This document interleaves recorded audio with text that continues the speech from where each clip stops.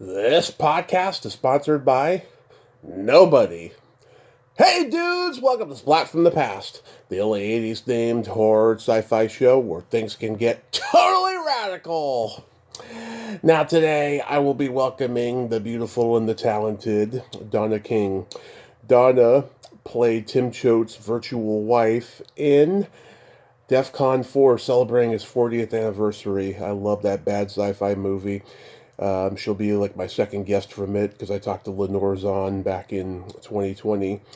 And she's a dancer. She was in Grease too. She did lots of great Broadway plays. The Best Little Whorehouse in Texas, C.A.T.S, West Side Story, Can.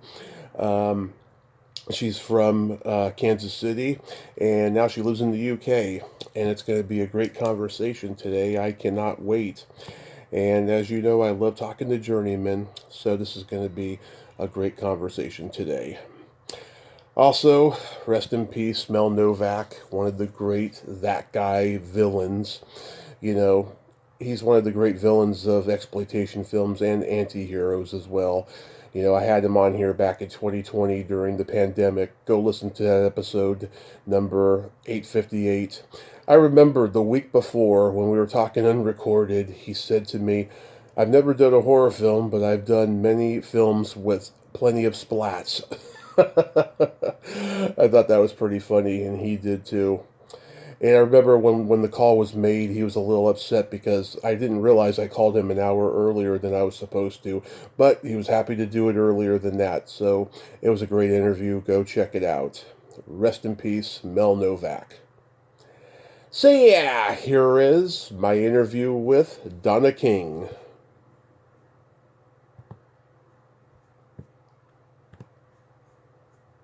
Hey Donna, welcome Well, to the show. How are you today? I am doing really good, man. It's a sunny day in London, so hey. Love It's it. a rare, beautiful thing. Awesome. You're in Yeah. California. Yes. This is such a great honor. Thank you so much for coming on today. My pleasure. My pleasure. Your program's really fun. It made Thank me you. laugh. Thank you. So Yeah. so going back in time, did you gravitate toward dancing and acting early on in your childhood? Yeah, man. I was a dancing kind of girl. My daddy's a guitar picker from Texas, Wow. and we had a big old family back in Kansas City, and a lot of music and a lot of jazz and blues in that town and stuff. So yeah, I grew up around all that music, and I called it the corps de ballet of the thundering herd because we'd all just get together when he'd have a gig somewhere and just get the party started. Yeah. And yeah, so it's just in the blood, really. Yeah. Yeah, and I So love dancing. Yeah, dancing was my first passion, really. yeah, are you trained in all types of dancing, even tap?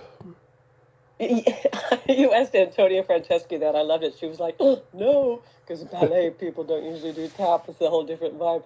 Totally, I'm good with everything. Really, I love tap too. My teacher in Kansas City is amazing. She's still kicking, and she's a great tapper. She's an excellent tapper. So yeah, we love doing tap and jazz and ballet, and yeah, all that kind of stuff. I started out kind of thinking I wanted to do the ballet, of course, like you do, and then you kind of go, "Ow, my toes hurt," Yeah. and you may be afraid you might get stabbed with a point shoe at the bar at some of those classes. It's so like competitive. So I did 1 year with the Kansas City Ballet Company and got it out of my system, kind of. And then I was like, is there any jazz? I want to have fun when I dance. So I was like, that was in New York in the summer of, oh my God, way back when. If you're talking retro, I'll tell you some dates. Okay. 73, 74, something like that. Nice. And yeah, I was just like, anybody know about jazz? And they're like, yeah, there's this guy called Luigi's. And I'm like, I'm going. So I'll never forget, I went up and found this studio. God knows how we found anything back then, but I remember just like hearing the music of like Mission Impossible and climbing up the stairs and just sitting there totally enraptured watching these amazing dancers just like rock out and this music was pumping and I was just like, that's what I want to do, jazz. So that was a godsend moment. Yeah. Yeah, godsend moment. So but I love ballet still, and I still do it actually at this stage of my life. I like once a week in a relaxed fashion, in a nice relaxed class with a live musician in the class, and oh, it's just nice. It's like a framework thing, you know. Put your body back in that little framework there, and everything's okay. Yeah. So yeah, I'm really grateful I can still do that. I love dancing. Yeah, that was my first passion, really. My first thing, and then like I went out to Vegas to be a showgirl just to I kind of know. get out of Dodge, and then I did Vegas, and then I got to New York, and stuff like that happened. Yeah. Yeah, yeah. Were you acting early on, even in like community theater or school plays? A little kind of tiny bit, but not so much. I always thought, dancers dance.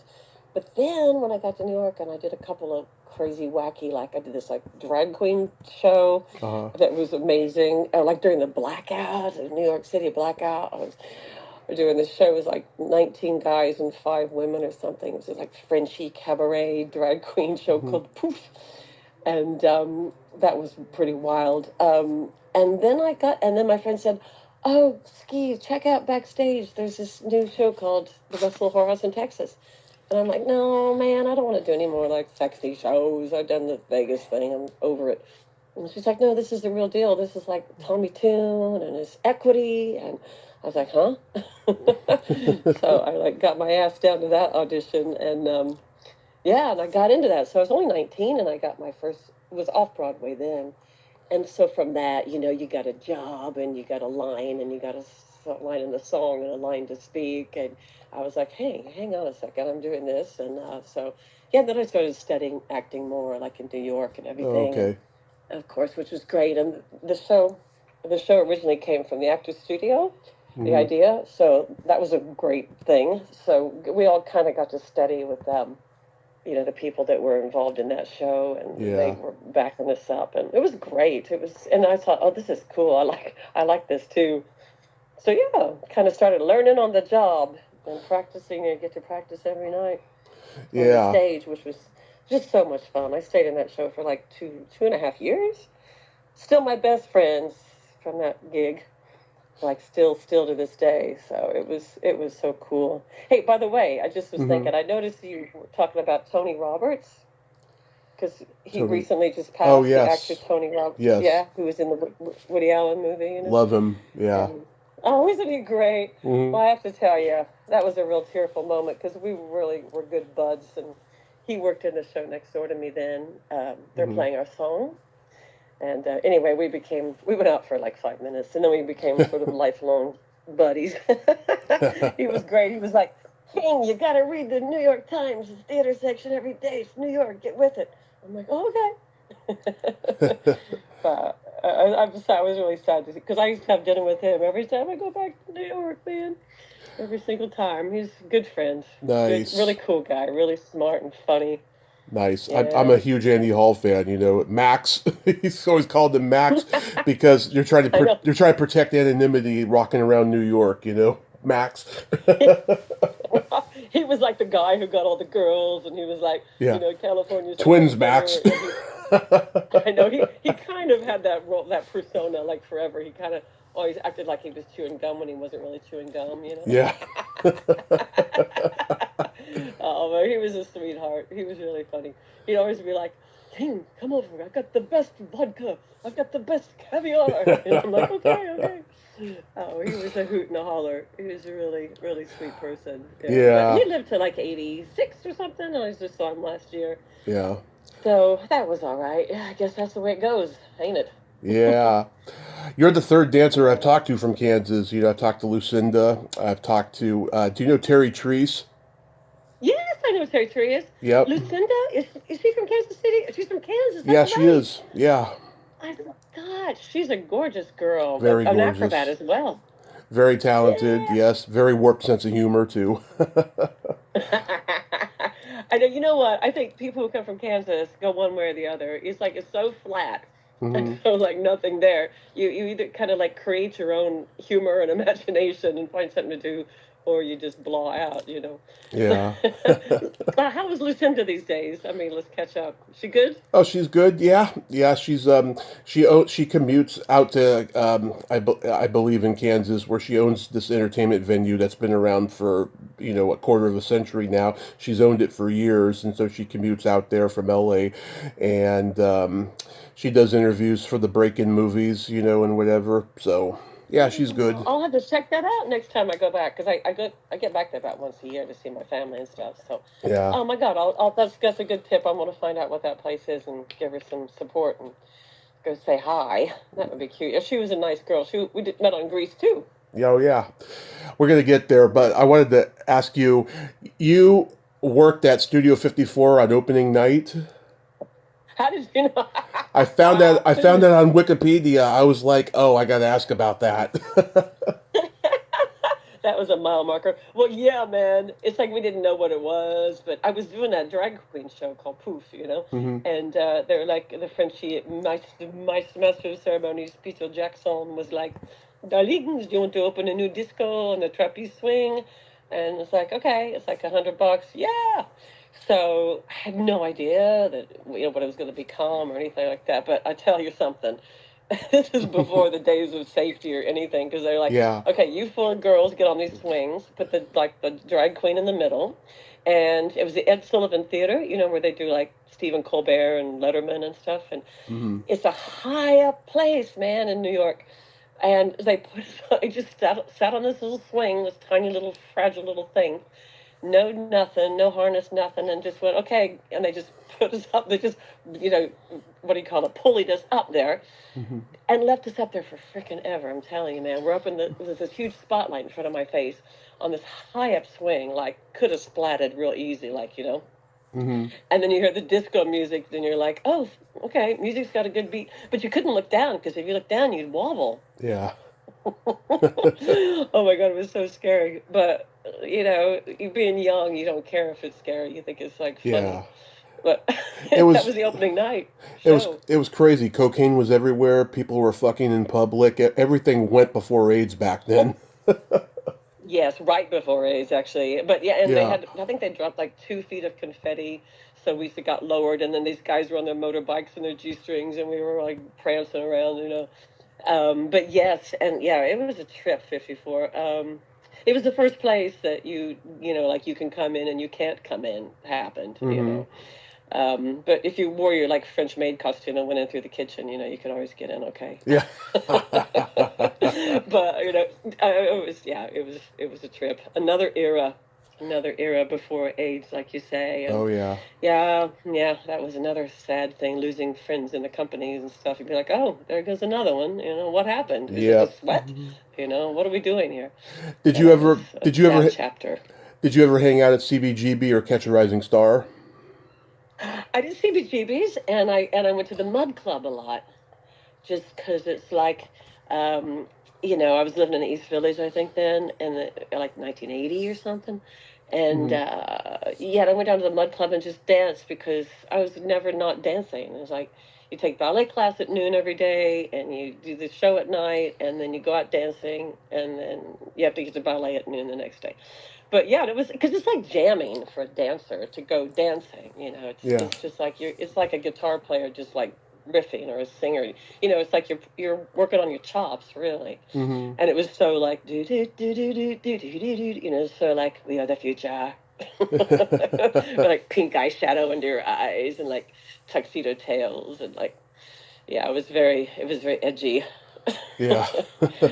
But yeah, that was a whole other era. I had this memory the other day of being at the Mud Club and dancing, and I was chatting with this Berlin girl. Hmm. I guess I was talking fast or something, and she goes, "You need to relax. You need to take some drug or something." I was like, "Yeah, okay, you're probably right." It was funny. I know it was a crazy old time, man. New York City in those days. Yeah. 78 to 84, I lived in the city, and Nice. 77 to 84. Yeah, it Nice. was cool. It was a good time, man. It was like the whole city had defunct from the rest of the country. President Ford had said, "Piss off," with you're not giving you any more money, and it was so decadent and dangerous Yeah. and dirty, and but also hopeful, affordable. You know, you could hang out with your tribe. Hmm. You know, you could get a loft apartment for like $200 a month. You know, Oh those were yeah. the days. Huh? Oh But yeah, you had to kind of have your keys in your hand when you walked home. I lived at Manhattan Plaza for a while when it first opened in the artist subsidized building. And just walking from Broadway to Ninth Avenue, 10th Avenue, seriously, you had to have those keys in your between your fingers just in case, you know. yeah. But I don't know. You lived, we lived. Yeah. I mean, everything that Scorsese captured in Taxi Driver was true. Dude, I am telling you, it's so true. And like, I lived in Queens for 2 years first, and Hmm. just catching that friggin' 1 o'clock in the morning subway. I know, Penn Station. I go to Penn Station. The show came down at 1 a.m. The drag queen show. Poof. Jump in a cab, get to Penn Station. The train was 1:20 or 3:20 a.m. Did you believe it? Yeah. And there I was, like a little naive little Kansas girl in my little green coat, you know, on the platform going like, oh, okay, 2 more hours. It was scary. And then there was a Son of Sam Oh in Queens. Remember that God. one? Yeah. He Yeah. was a freaky murderer guy who wanted to kill brunettes who had boyfriends. So I was prime target then. But yeah, it was really dodgy. I'm actually writing about all this right now. Um, I'm writing like a memoir, Good. fiction Good. memoir thing about those days because there's just so many good stories, Oh yeah. honestly. And, you know, it was a really fun time. Really, like I'm telling you all the most horrifying stories and telling you how fun it was, but it kind of was both. Yeah. So when you did the Best Little Whorehouse in Texas on Broadway, did you work with Anita Morris? No, she came right after me though, and Oh. she was doing nine. Oh, she was gorgeous. Yes. So She was in the talented. play next. She Oh was funny. man, so funny. Oh my God, and that body. Whew. Yeah. She had the most beautiful body. Do you remember the musical Nine that Tommy Tune directed? It was based Mm, on Fellini's Eight and a Half. no. Yeah, that was on Broadway. I think like just around the same similar time. And then she came into Whorehouse like I was in it for 2.5 years, but I guess she came in probably just soon after I split, you know. But yeah, Yeah. she was gorgeous person, and you know, Tommy Tune was like I had such a crush on Tommy Tune. He had these like, you know, 6 foot long legs, and he wore like chaps, and he looked like a Native American kind of, you know, chiseled cheekbones, and I just thought he was the hottest thing ever. So thankfully, he gave me that job for my dancing, really. Yeah. Um, you know, and I was uninhibited because I'd just been working in Vegas. So if you've already done Vegas, what do you care? Yeah. So I was ready for that one, you know. But that was a really fun experience, that whole Best Lower House time, I tell you that. Were you ever Really, considered for really the great. movie? I got cast in the movie, but I did Grease 2 instead, so Okay. that happened. Yeah. Yeah, because Terry did the Those are movie. Yeah. Terry Treese, she did the movie. She played one of did the dancers. Yeah. Yeah, they didn't really. I just thought in the movie they didn't really honor the characterization as much as they did on the play. You know, Yeah. because it kind of the play kind of felt like it was women rooting for women, and it was Yeah. like, you know, helping out the misfits who came to the house for safety. Really, you Hmm. know, somebody had been abused and somebody had been beaten up or whatever, and it was about that. And you know, with we all got to be real people and stuff, and you know, it was a whorehouse, but it is the world's oldest profession. So, Yeah. you know, it has some validity to it. And also politically, it was so savvy when Hmm. you think about it. Oh yeah. All the bullshit and the propaganda and everything like that. You know, just the love story between the sheriff and the madam was the kind of nucleus of the story. Yeah. But no, it has integrity, the play. And I just thought the movie, yeah, you know how they get with them. These things sometimes they just blow it off. Yeah. But yeah, I'm glad Terry got the job, so at least it paid well. I hope Yeah. she liked her experience out in LA because it was weird for me. Yeah, I mean, uh, my mom I took was my such a New Yorker. my mom took my older brother before I was even born to Universal Studios, and they got to see some of that movie being filmed, like on the Universal tour back when they still did it. Yeah, it was pretty amazing. They said. Oh, wow, that must have been fun to see that. I mean, because it had Burt Reynolds and Burton. fabulous Dolly Parton. Yeah, they saw Bert and Um, Dolly like right there up close on set there. oh, that must have been so much fun. Yeah, I mean, she is the most fabulous person in the world, Dolly Parton. yeah. And yeah, and I'm glad she got to do the movie. And I think it was kind of her first movie, wasn't it? Because then after that, she did 9 to 5, Oh no, and she did Nine to um, Five first. That's how she met Colin Higgins because he directed that movie. right, right, right. And he also directed Harold and Maude, didn't he? Yes, he did. Oh no, no, no. That's no. He wrote that, and Hal Ashby directed it. Oh, right. He wrote that. Oh, Yeah, interesting. I didn't realize that. yeah. Okay, He also wrote The okay, Silver okay. Streak, which Arthur Hiller directed. I love that movie with Gene Wilder. Um, and what Yes. else did he do? He did something else. Oh, Foul Play with Goldie Hawn and Chevy Chase. Love that movie.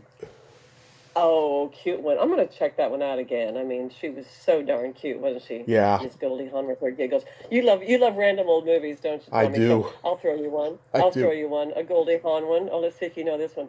The Duchess and the Dirtwater Fox. Yeah, with George Siegel.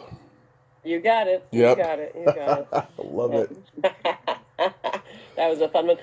We were in Colorado, and my mother was dating this rancher, and her 5 moments of freedom between husbands, and we got to watch them film one scene of that movie, and when the horse got shot and everything like that. And I'll never forget it because I guess I was about 15 or something like that. But I remember somebody asked Goldie Hawn, "Do you want something to eat?" And she Hmm. goes, yogurt, and she kind of giggled with her cute little voice. And I remember thinking, wow, yogurt, that's so movie star, that's so left coast. It's kind of yogurt wasn't a thing then. I thought it was so cool. She wanted yogurt. so then you Yeah, do. that's a memory. So then you do Can Can. Did you work with Avery Schreiber? Yes, well done. Oh my God, you know a lot of stuff. Burns Okay, and Schreiber. Avery Schreiber. Yeah. He was fun. Oddsonidzy Nodzy. He played that funny character with that funny name. Yeah. Oh my gosh. Yes, yes. Oh, I forgot about him. Yeah. Yeah. And the Frenchies. The handlebar mustache. Totally, totally. That was a good retro crazy flop show for you to know about because it Yeah. started out and then it closed. No, wait. We started Yeah. rehearsing and then Roland Petit and Zizi Jeanmaire, his wife, got hepatitis, and they paid us like a wage to hang out for like 9 months to wait for them to get well again. And then we started rehearsals again at these most beautiful costumes, and they paid a fortune for them, and it closed in like a week. Hmm. A well, wonderful flop that well, was. at least you got to do a flop because these other shows you did were iconic. Cats, and you're my second Cats person I've had on in a month. You know Ken Primus? I had him on last month. Oh, I don't. I'm not sure. Did he? What role did he play? I can't remember the character, but he did it for Oh, 7 years. So you must have just oh, missed him then. yeah, yeah, probably. he, Yeah, that I, was a heck of a show. I think he replaced Ken Page, and then him and Ken Page got to do like the final run of it as different characters. Oh, nice one, nice one. Okay, yeah, I worked with Ken Page, and oh, we were best friends too. He's also sadly passed away. There's a Yeah, memorial for him on I, Friday s- night, I think. But yeah, I saw yeah. him. I saw him at a horror convention just before the pandemic, and I regret not going over and meeting him. But his line was super long. I'll tell you. Oh, was it? Oh, well, Yeah, that's nice to hear that it's like because he did the Oogie Boogie Man, didn't he? yeah, Yeah, and Nightmare Before Christmas. yeah. Yeah, yeah, yeah. That was a good gig for him because he got to tour and do. I get to see him once a year because he'd come to London, and we'd hang out. We get to hang out, once a year. Hmm. That was the last time I saw him. But yeah, he's a terrific guy. He was a T- wonderful, wonderful friend. did you work with Um, Did you work with Terry Mann? Yeah, I was kind of played Bombalurina, who was sort of Rum Tum Tugger's catch. So, oh yeah, he's a sweetheart too. He was like the Mick Jagger cat, you know. Yeah. And he was a very, very sweet person. And yeah, he was gorgeous. And he ended up marrying a beautiful dancer called Charlotte Dembois, Hmm. who's done loads and loads of Broadway stuff. She's amazing. Yeah, and yeah, Terry Mann was gorgeous, and Betty Buckley Betty Buckley. Yep. was in it, and I was the original New York company. I Hmm. was in very, very first New York one, and it was really exciting, really, really exciting, and so cool to work with the English guys because they would be like, "In your own time," be like, "Oh, oh, okay," not Hmm. like pushing you. And it was gorgeous. It was like a really long rehearsal period, and I really got into the improvisations. And I remember studying I had a black cat at home in the East Village, and I used to watch him move his head, and I realized that they don't really move their eyeballs separately from their heads. Cats, they do kind of move the whole face goes over, or goes slowly or quickly or whatever.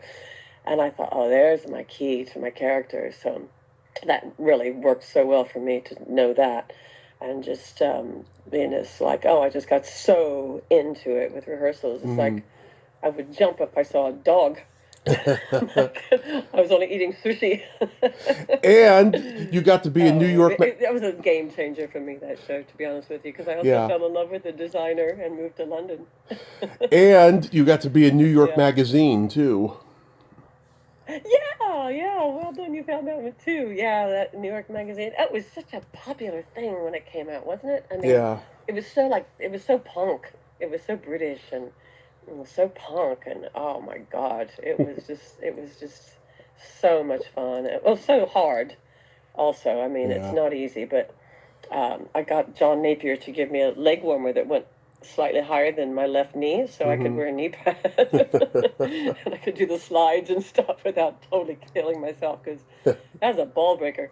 I mean, it wasn't so bad then because I was younger, but then I did it 10 years later in London, 10 Hmm. years to the day, like October 82 to October 92. I Wow. did the same role in London, and it was a lot harder after having two kids and driving a sports car on the wrong side of the road. I was like, my body, help. I don't think I want to do this one anymore.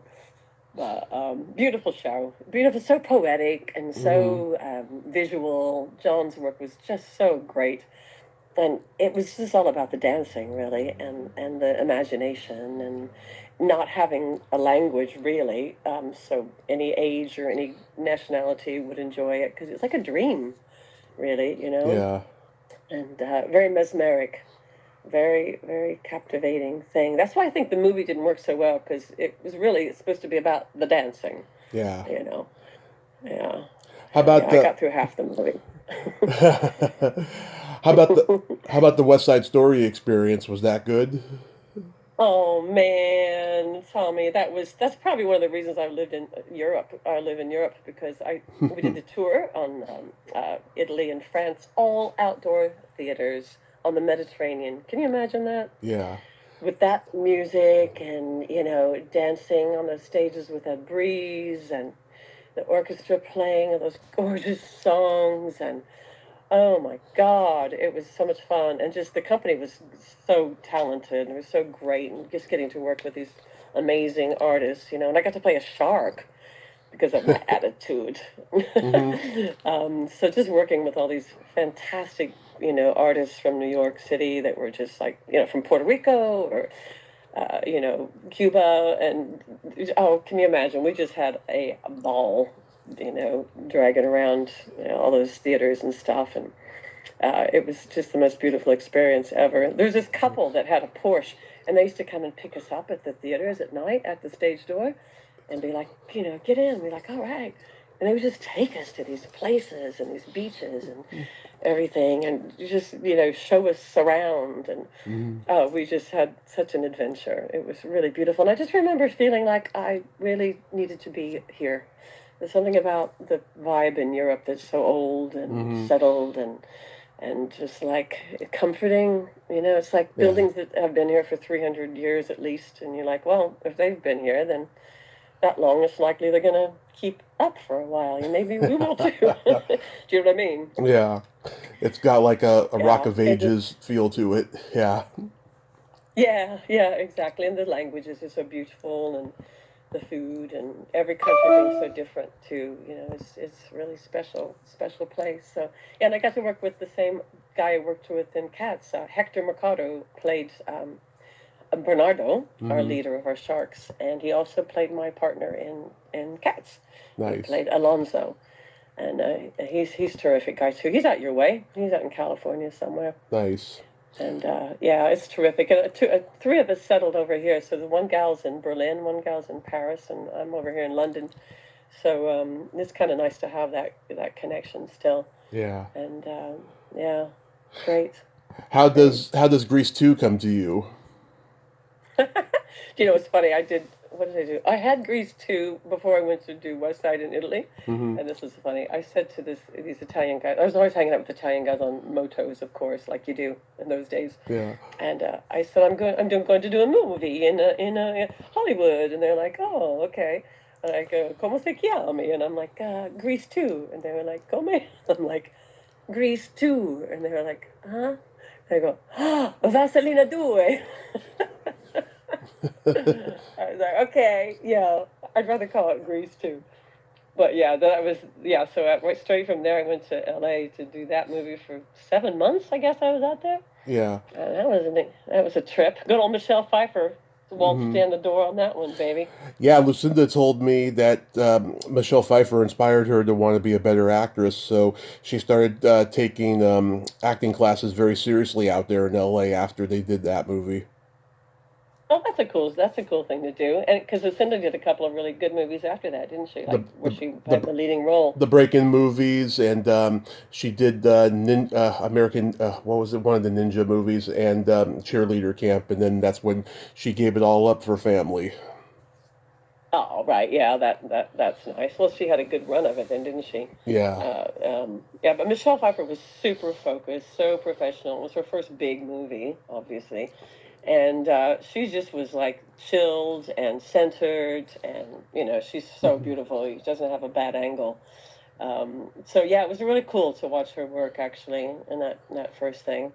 And yeah, she was definitely an inspiration. She was really nice, and just like, she was a cool chick. And boy, did her career ever soar, huh? Oh yes, I've interviewed her sister Dee Dee, who's a lot of fun. She's awesome. That woman has no filter, no inhibitions. I just love her. Oh, really? Did she come out with it? Didi Khan? Yeah. Yeah, she's just, Yeah. she just does not hold back, and she's just so awesome. Yeah, I mean, Cool. I've talked to, yeah, some other greaser girls like Lucinda and Ivy Austin, who is just so wonderful. Ivy is a sweetheart. Yeah. Yeah, Oh, oh, she nice one. That's one. she's like a therapist now, and it's funny because after this, she did Raggedy Ann on Broadway, and it was a huge flop, right? And Yeah. that was always her dream, to play the lead in a Broadway show. And she had her chance for a week, and then that was that. And just, I can hear the humanity in her voice of how she still longs for it, even though she's a therapist now. And she's just a great person. And she tried to analyze me, like near the end. She was asking me about my open foot fetish that I have.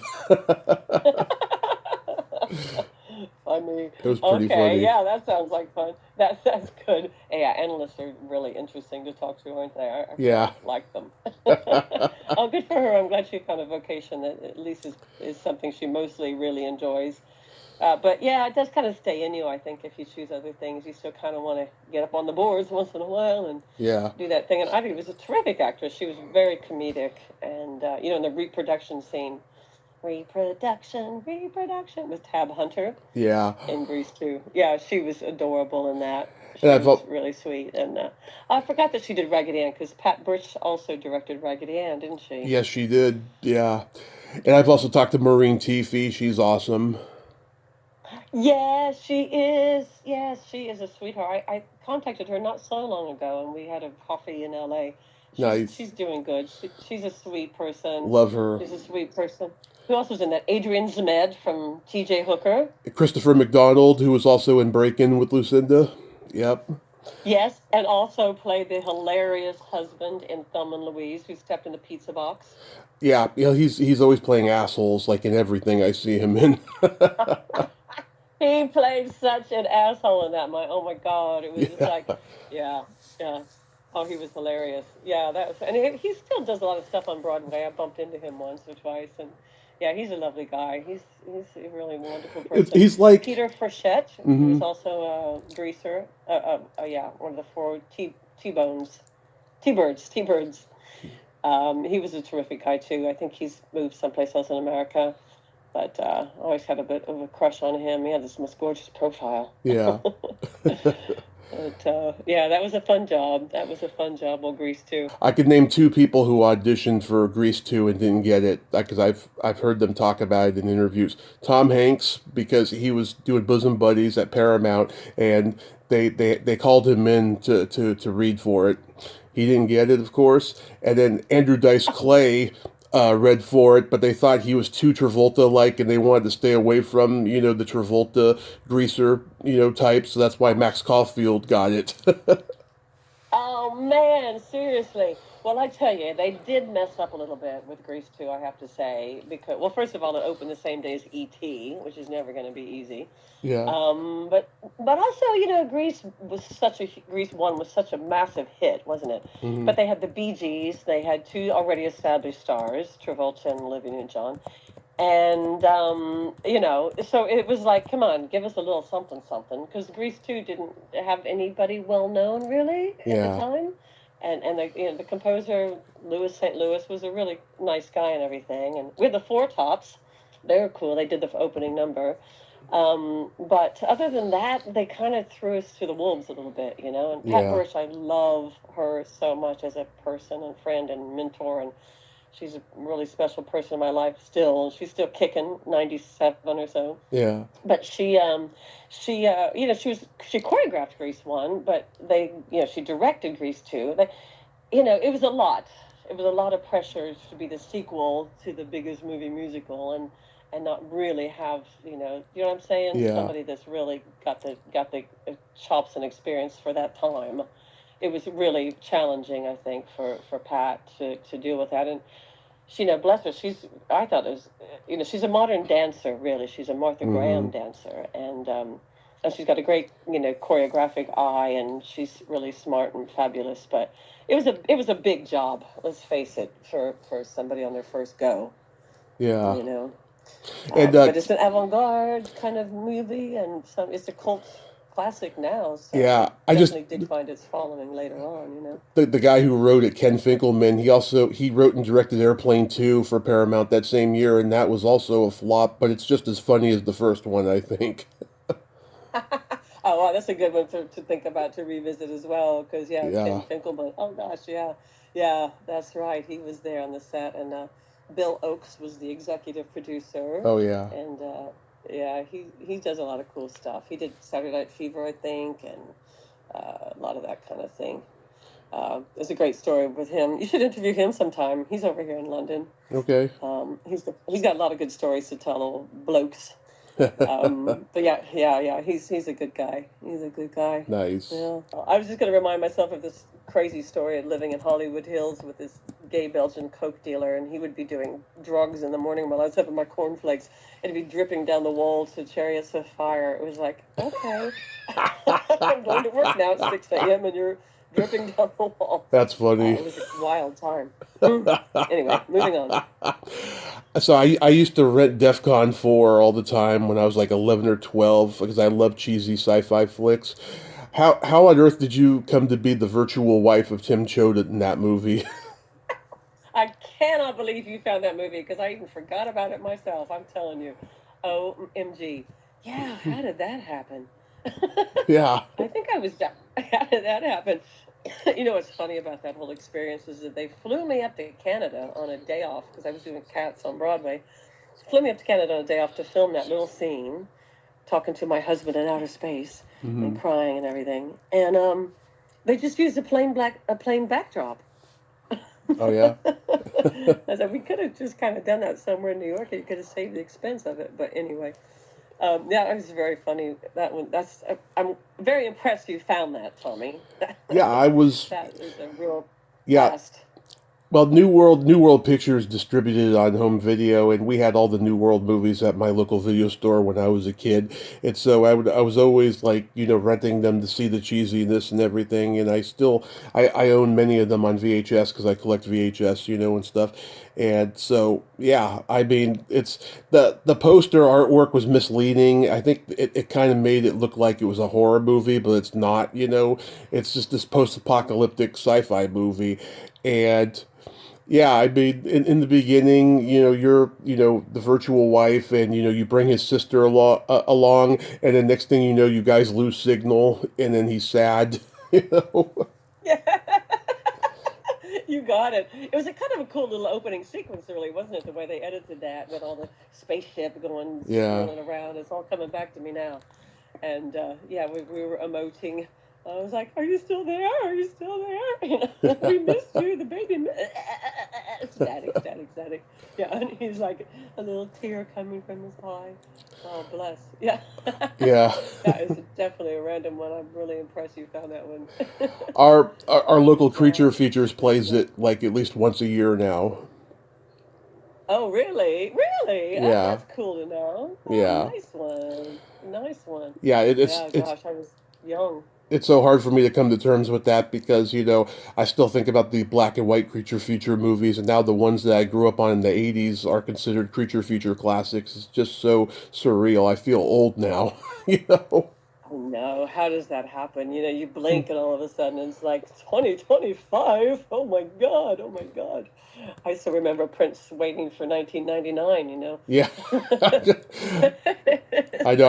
Yeah, we're gonna I remember seeing that video when I was like 5, 6, and it was like, "Hey, Prince wrote a song about 10 years from now or whatever."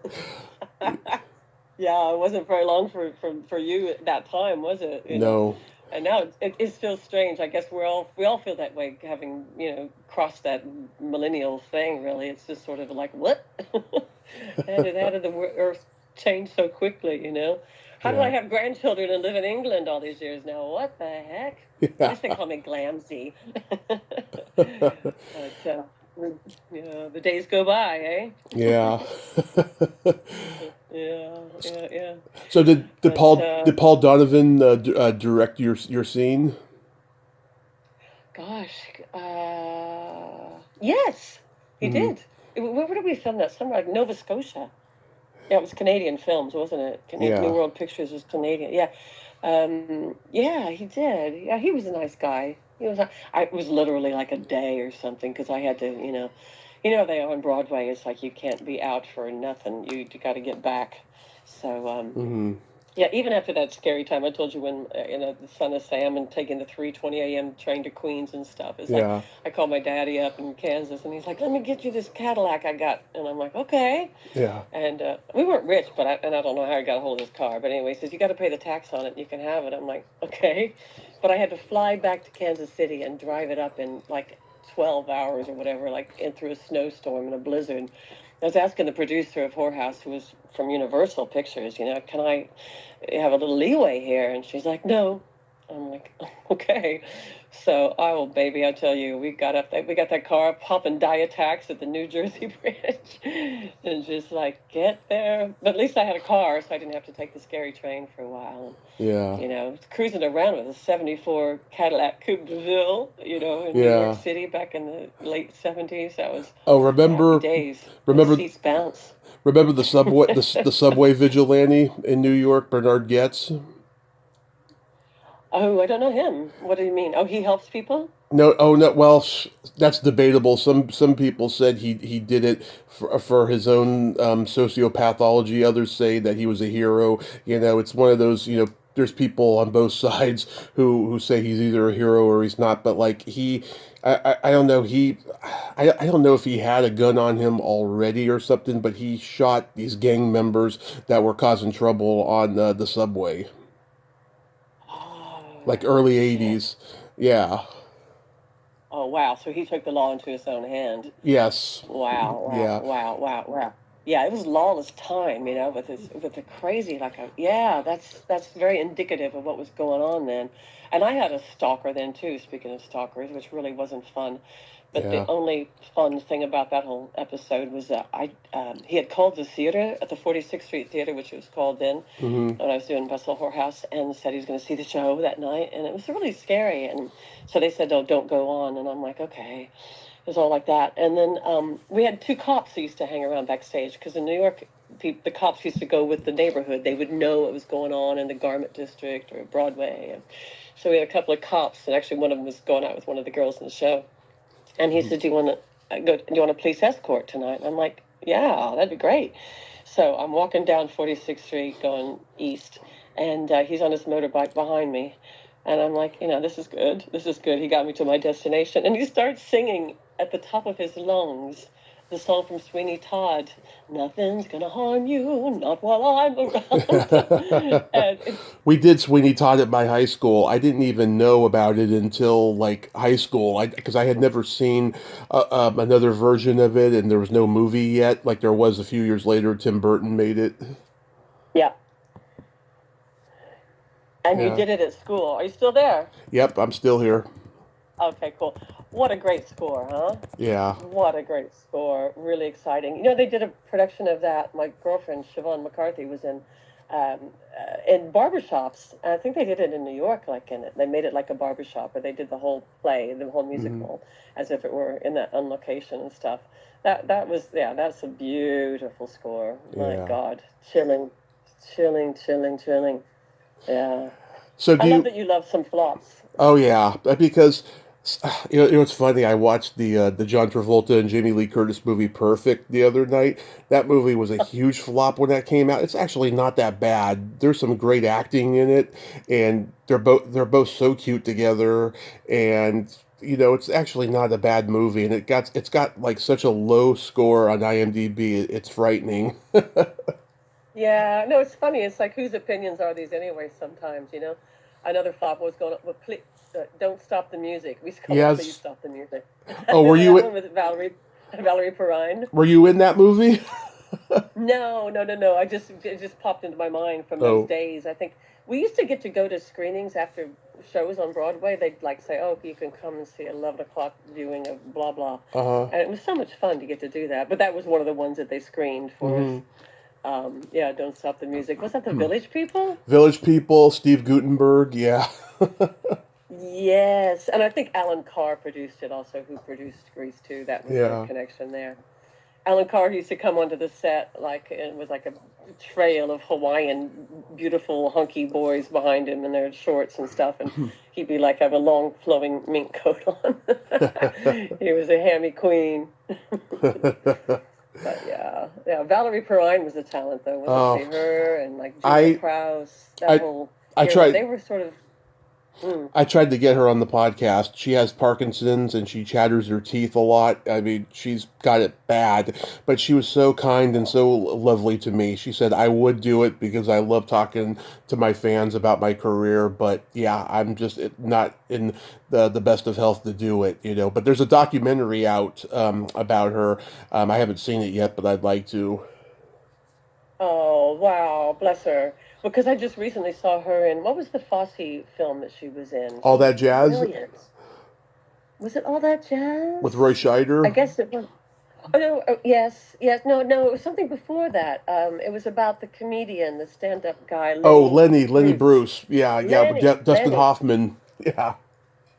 Yeah, yeah. She played his girlfriend or wife or something like that. She was really, really believable in that, boy. Yeah. Yeah, that was a classic. I mean, Fosse's film directing was so good, wasn't it? Yeah. I tried to get his daughter on here. She was rude to me. Oh, really? Oh, Yeah, what's she she got? does. She doesn't want to have anything to do with show business anymore. She told me that, and I was disappointed because I love a chorus line. She was in a chorus line in the movie.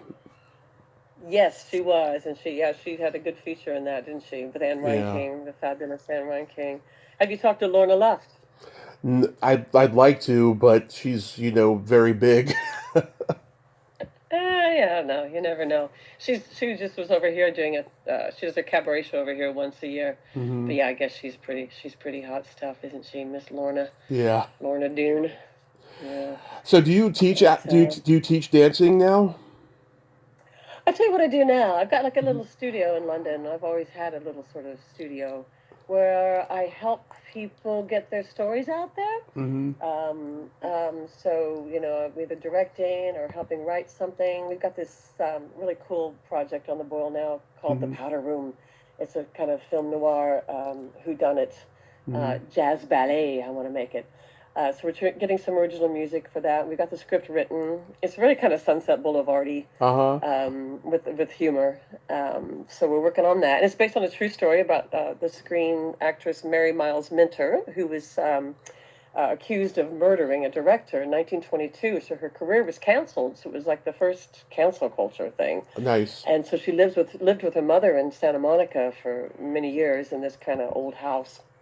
And so my friend Julie Ballou is a great writer, and we've been working on this for a while now, but we're trying to get that to, workshop that and get a theater to put that on somewhere.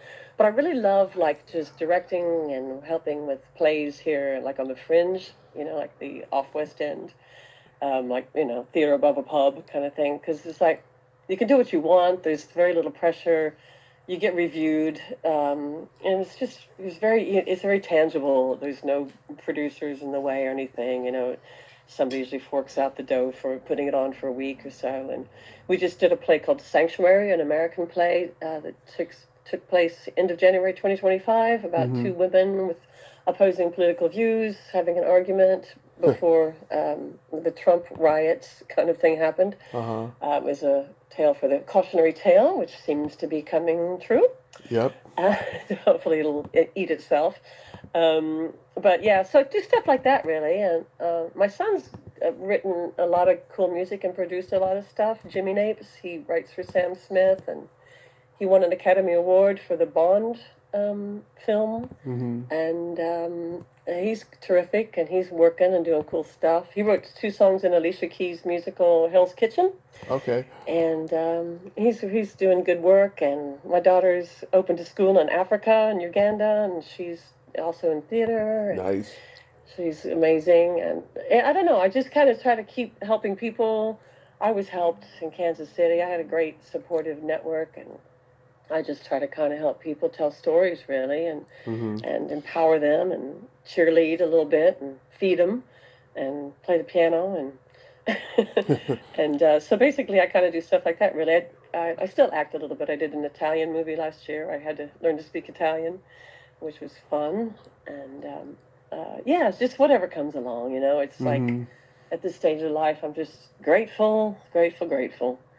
And I'm Mm-hmm. writing a lot about these old stories, so I'm hoping to get that out Yeah. somewhere. Get that out there, then you can come back on and talk about it. Right? You know. I wanted to ask you real quick, like, my mom's name is also Donna. I haven't asked her if she was named after anybody, but were you named after anybody? I think some girl my dad had a crush on. Isn't that rude? That's kind of creepy, actually. I know. I'm like, ew. Oh, I don't know why. I think everybody was named Donna after Donna Reed. Women of probably your mothers and my age now Donna Reed was such a big American icon, Hmm. and so wholesome and Midwestern and everything like that. Where's your mama from? From San Francisco. Oh, okay. Well, yeah, I think a lot of people were named after Donna Reed. It was like sort of like a thing back then. Probably, yeah. This is before Richie Valens did the song Donna. That was like in '58, I think. Right, right, right, exactly. And somebody else did a song called Donna. I think people sing to me, and I don't really know it, but it's funny to say your name in Italy because it means literally means woman. Hmm. So if you say sono donna, then like yes, I can see you are a woman. But yeah, no, it's a nice name. I'm happy with my name. Did Love your it. mom like it? I guess. I mean, her middle name is Teresa, and like in my family, we all I like my middle name. My middle name is Arthur because she had a crush on Dudley Moore, right? I like that, but like Oh, everybody in my family doesn't like their middle names. Like my dad's middle name is Francis. He's always hated that. oh, that's quite a noble name though, Francis of Assisi, and Oh, Yeah, I know, but people have these connotations, don't they? yeah, Arthur, he does as he please. What a great film that is. Oh, MG. yeah. I love that movie. That was so fun. He was such a bad boy, old Dudley, wasn't he? He And was. John Gielgud, and Liza was the Hmm. shoplifting girlfriend. Yeah. Oh God, she's so great in it. She reminds me of Barbara Streisand in What's Up, Doc? Just with the one-liners, they just don't stop coming. I know. I've been infatuated with the Mirror Has Two Faces lately Hmm. because that's on Netflix, and yeah, it's the one-liners that she cracks on the side, like Liza does. It's old school showbiz, isn't it? It's like New York Yeah. quips, and God help it. I wish that people could keep doing that now. Everybody's got their freaking headphones on, and Yeah. I'm always like the person like going, "Hi, can I talk to you a second? Hello." Yeah. I'm the annoying lady on the bus. Take your headphones out. You're a really nice person. You should share it with everybody else. But yeah, long live the intercommunication between humans. I say that will keep us going, keep us alive and thriving. Absolutely. Lovely talking to you, Tommy. Donna, this has been a tremendous honor. Thank you so much for coming on today. And yeah, keep writing that book and then come back on and we'll talk about it. And I hope your projects coming up will do just fine. And let's connect on Facebook now that we're connected everywhere else. Yeah, very kind, very kind. And thank you so much, Tommy. I appreciate your humor and your interest in some of these wacky random shows. Well done, you. And I'll talk to you later. Lots of love. Lots of love. Bye. Have a good night over Okay. there. You too. Cheers. Bye. Cheers. Bye. Bye bye. Well, there you have it. Donna King, ain't she a sweetheart? Oh my God, I just loved her energy. I loved her humor. She was funny, and I'm so glad that we got to talk. And yeah, when that book comes out, we'll talk again. She is so awesome. I enjoyed every minute of that conversation, and I just loved her energy. Well, until next time, this is Tommy Throwback Kovac saying there's no shame in living in the past because the present sucks. Later, dudes.